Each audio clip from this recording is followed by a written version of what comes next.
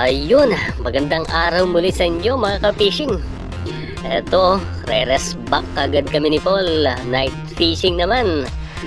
Eto, sinimulan namin kaagad kasi yan, madilim na oh. Agad-agad naghanap ng target. At eto, tignan nyo itong makikita ni Paul oh. Grabe, silap. Oversized na silap kaya tinamaan na natin. Ayan, tinamaan na ni Paul. Iba talaga pag gabi ka magpana kasi eto yung ayun oh, reaction ng mga isda, napakaamo. Ayan oh, pwede mong huliin sa kamay. Oh, katamtama lang yung size. Pero ayan yung mga masarap na iprito. At saka ayun, masarap din na ipaksiw yan mga ka-fishing. At syempre pwede rin isigang. Ayan, native na tilapia. So, ang bilis lang makahuli sa gabi. Grabe. Eto pa, oh. Easy target. Oh, mas good size naman to, oh. Ayan. Ganda talaga, oh. Sariwang sariwa. Ang sarap nito, oh. Tapos, iluto mo kagad. Grabe. Pero ang pinaka best na ginagawa namin, papaksiw namin yan, mga ka-fishing. At eto pa, nakasandal sa bato. Ayan, mga ganyang size lang kasi ayan, nandito pa lang si Paul sa malinis na part. Pero mamaya tignan nyo pag nakarating na kami dun sa medyo makapalang water lily. Sigurado dun yung mga malalaki. Yung mga maliliit, ayan, iiwan dito sa malinis na part oh. Kaya eto muna, good size oh. Try sanang huli ni Paul sa kamay pero medyo malaki. Kaya pinano na lang. Pero tignan niyo yung mangyari mga ka-fishing oh. Oh, ayan oh. Nakadiretso kasi. Kaya tawas. Hindi tinamaan oh. Sayang. Good size pa naman pero baka makita rin ni Paul yun. At eto, ayan, nakadiretso. Kaya mag-aalangan na si Paul yan. Ayan, magsa-side para sigurado, you know. Kaya huling-huli. Mahirap kasi pag nakadiretso kasi parang napakalit yung target, saka pwedeng tudulas yung bala. Kaya ayun, para sigurado mag-side ka na lang. At ayan, mga ganyang size, sarap ipaksiw. At eto, napakadaling tamaan kasi nasa harap mo na at saka nakaside, saka malapit oh. Ayan oh. Oh, good size, sariwang sariwa. Sarap nito, grabe. Kahit iprito mo lang tapos meron kang sausawan na soy na may kalamansi, di kay bagoong na may kalamansi, naku, pwede na.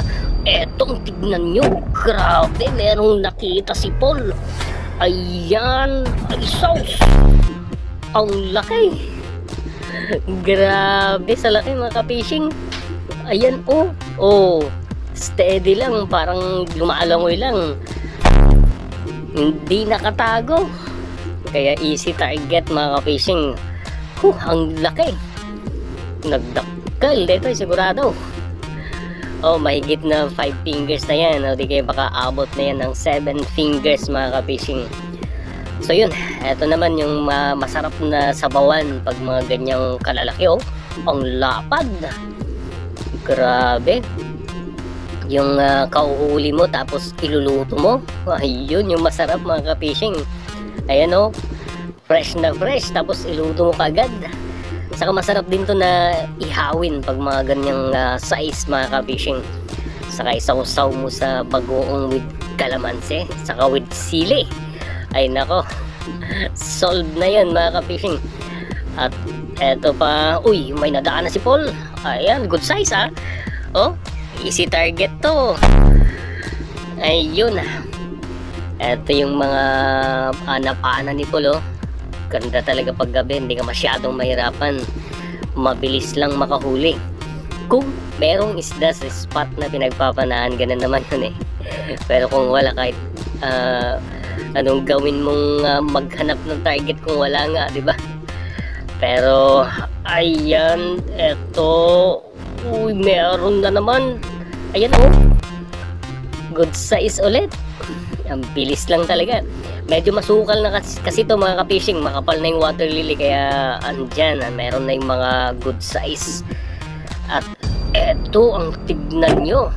Meron na namang mailawan si Paul. Ayun, nakatago sa taas oh. Ang laki nito mga ka-fishing. Ayan oh. Tignan nyo yung slow mo. Ayan, maliit na bahagi lang nakita pero malaki yan. Nakadali ulit ng malaki. Grabe, kaya pwede na. Daming nahuli ni Paul dito pero yung magkabilang side kasi kami. Ako ayun, isang malaki lang. Makikita nyo mamaya mga ka-fishing. Pero ayan, ang lapad niyan, mga 7 fingers na yan mga ka-fishing. Sarap na ihawi oh. Grabe. Eto lang yung napana ko din. Medyo malabo pa nga yung sa gilid ko Oh, ayan oh. Hindi ko nga napansin yun. Grabe. Eto yung nakita ko, mas maliit. Tinamaan ko na yan mga ka-fishing oh. Oh. Medyo mababaw kasi yung kabilang gilid. Si Paul yung sa medyo mailalim kaya ayan. Eto lang yung mga nahuli ko oh. Wala akong makita. Ayan. Eto yung sinasabi ko kung saan niya nahuling malaki. Ayan oh, dyan si Paul oh. Ayun, medyo makapal talaga yung water lily dito. At tignan nyo naman po yung mahuhuli ko dito. Grabe, pagpasok ko na ganyan, ayan, medyo malabo Kasi nasa unahan si Paul, bigla kong may nailawan na parang mata ng tilapia. Oh, ayun oh. Siyempre, sinambahan ko na. Tinamaan ko na. At yun, napakalaki. Laban dyan mga ka-fishing kasi walang abanik yung dinala naming pana. Yung dati naming ginagamit. Kaya hinahawakan ko ng gusto dyan. Yan, saka bumalik ako sa butas ko. Ayan, tignan nyo. Oh, grabe. Ang laki ng ulo oh. Mga 7 fingers na rin yan mga ka-fishing. Kaya tuwang-tuwa din ako dyan. Siyempre nakauli tayong malaki. Sarap sa pakiramdam. Ayan, yun naman hindi lang yung makahuli kami. Ayun, sarap sa pakiramdam pag nagpapana at nakakahuli. Lalo na pag mga ganyang size. At eto malit lang tong spot na to mga ka-fishing. Kaya eto, may nahuli pa ako, may nakita pa ako umabol din. Eto na yung last Ayan, nag-sign na oh. Kaya sa pool. Ayun. Siyempre, mas nag-enjoy si Paul kasi grabe, ang dami niyang nahuli. Ako, ilang piraso lang. Pero pwede na kasi nakadali din tayo ng, ayan, mahigit na 5 fingers. So, yun, mga ka-fishing. Sabi ko nga, hanggang dito na lang. At outro na kami. Eto na lahat, yung mga nahuli namin, oh.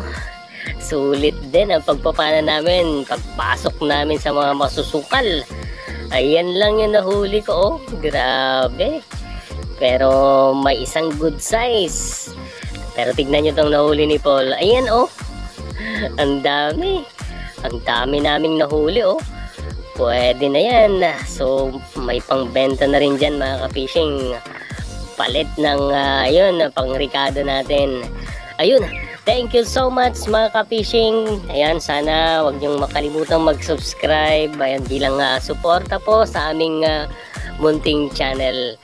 At yun, see you po sa next upload. Sa susunod na lang po ang mga shoutout.